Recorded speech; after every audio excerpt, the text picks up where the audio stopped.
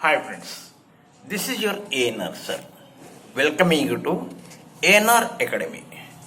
Today we read the second poem for plus 2 CBSE children. The name of the poem is An Elementary School Classroom in a Slum. An Elementary School Classroom in a Slum.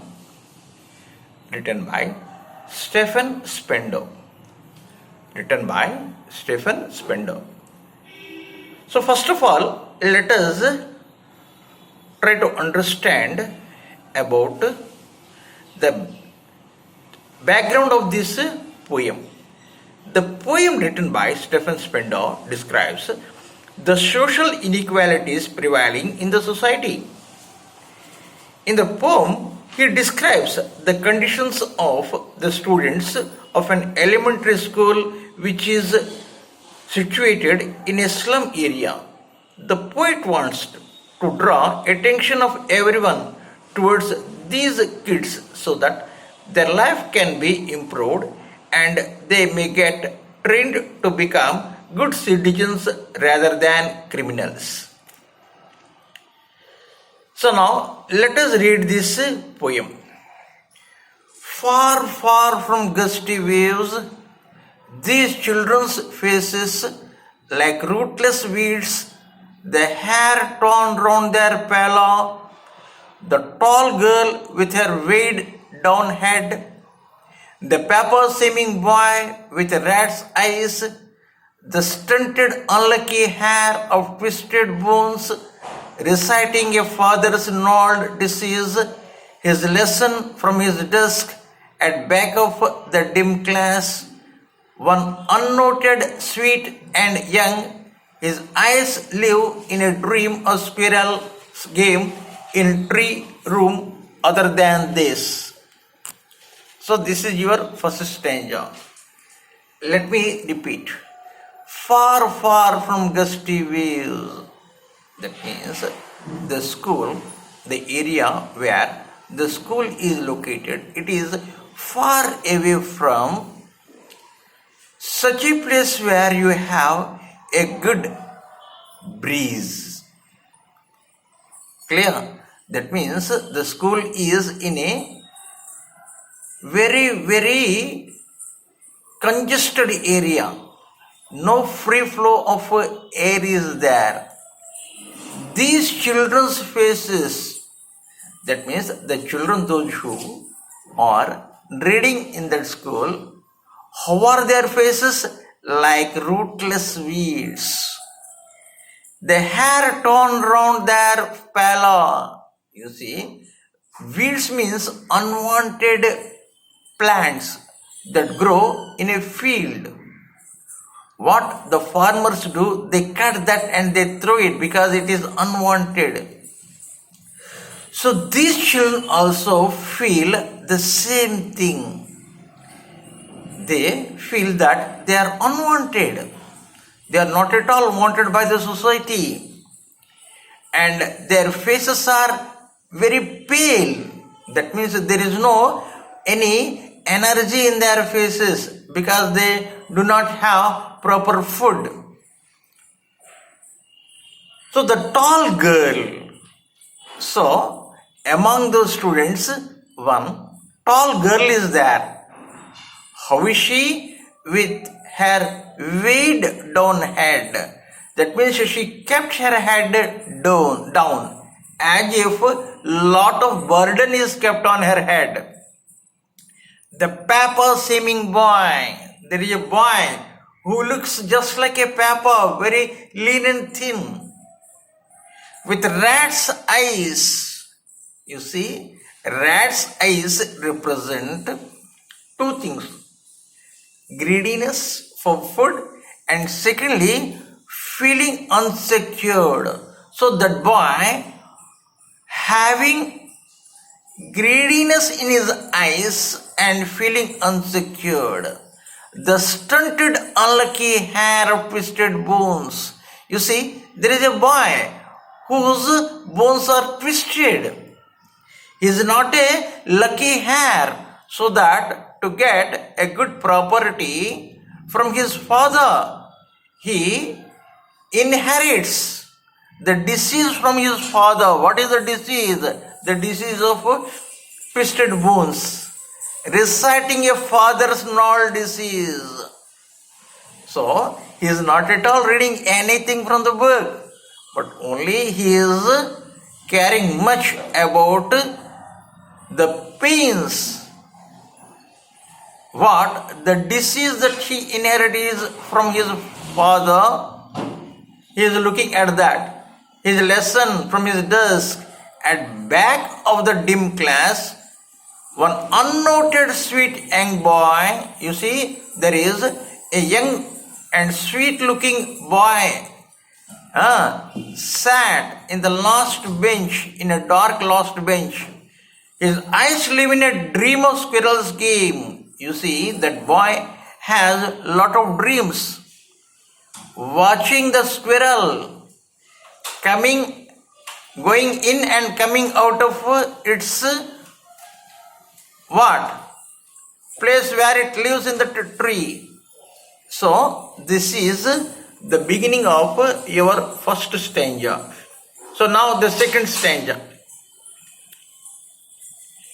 On sore walls, sour cream walls, donations, Shakespeare's hand, cloudless at dawn, civilized dome riding all cities, belled flowery Tarolis valley, open-handed map, awarding the world its world, and yet for these, awarding the world its world, and yet for these children, these windows, not this map, their world, where all their futures painted with a fog, a narrow street sealed in with a fog, a narrow street sealed in with a lead sky, far, far from rivers, caves, and stars of the words. You see, now in the first stanza, the poet described about the children of that classroom. Now, in the second stanza, he describes the classroom where these children sat for reading. So, how is those walls sour cream? That means not got painted. Understood? So, whatever painting was made, it got destroyed. And whatever the gifts they received from the donors were displaced on the unpleasant creamy walls. And these gifts are meaningless for these unfortunate children, because there on the wall there is a very good scenery. On that walls there is a very good scenery which has a colorful scene, having a lot of flowers, valley, everything. So, through their windows, they watch only dirty and unpleasant surroundings. They do not see anything of such beautiful things shown in that picture which was hung. They are doomed, they were covered to live in narrow streets. That means their future is a narrow one. In the bluish grey sky, their world is far away from rivers, caves, and stars. That means their place is far away from beautiful things that are shown in that map. Surely, Shakespeare is wicked. The map a bad example with ships and sun and love tempting them to steal. For leaves that slyly turn in their cramped holes from fog to endless night. On their slag heap, these children were skins peeped through by bones and spectacles of steel, with mended glass like bottle bits on stones.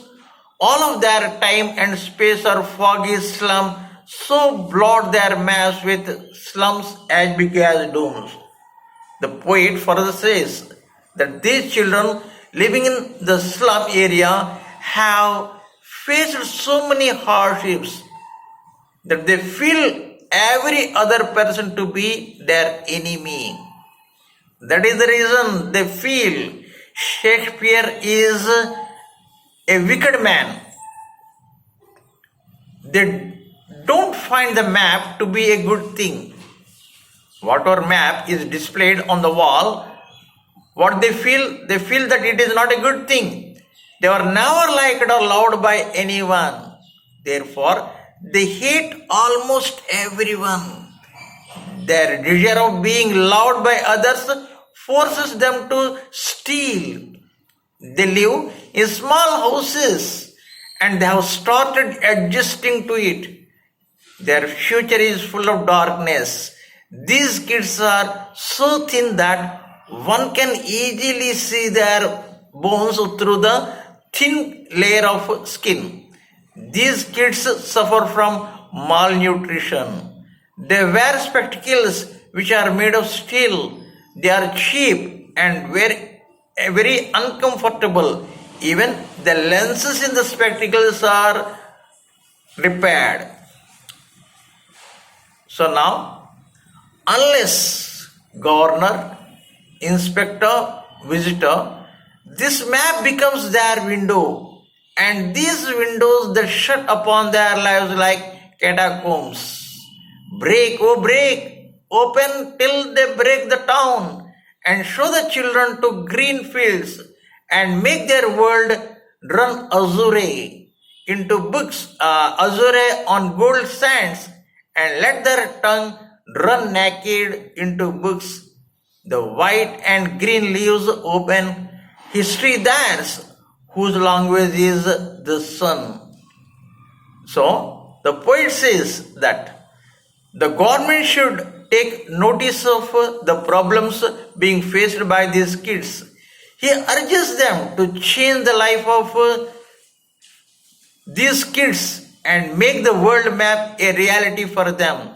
There is a need to break the restrictions which are put on them due to poverty and lack of resources. He wants the governor and public to help these kids in achieving their dreams. He wants these kids to experience the sands and the beauty of nature, as this will lead to a desire of gaining knowledge. They will then go through the white and green leaves. Here, white leaves depict books and green leaves depict the nature. This will then result in their progress, and they will be able to paint a bright future for themselves. So, this is the poem. Very wonderfully, the poet used both simile and metaphor wherever possible. In the first stanza itself, we find simile and repetition also. Far, far from gusty. Far is repeated. Alliteration also. Far, far from. Alliteration means what? The first sound repeats. Far, far from. So alliteration very wonderfully used. Repetition is also used.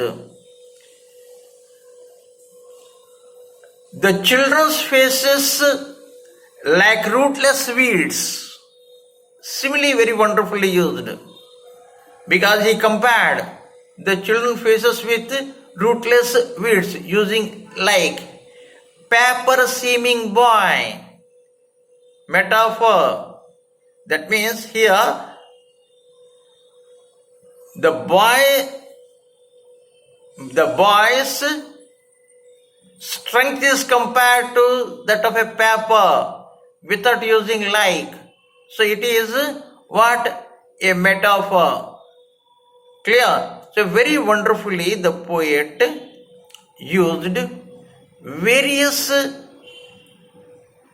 poetic devices, very wonderfully described the condition of the poor children, those who live in the slum area. So at the end, how the poet felt somebody should take care of these children so that they fulfill their dreams. So with this I conclude my teaching.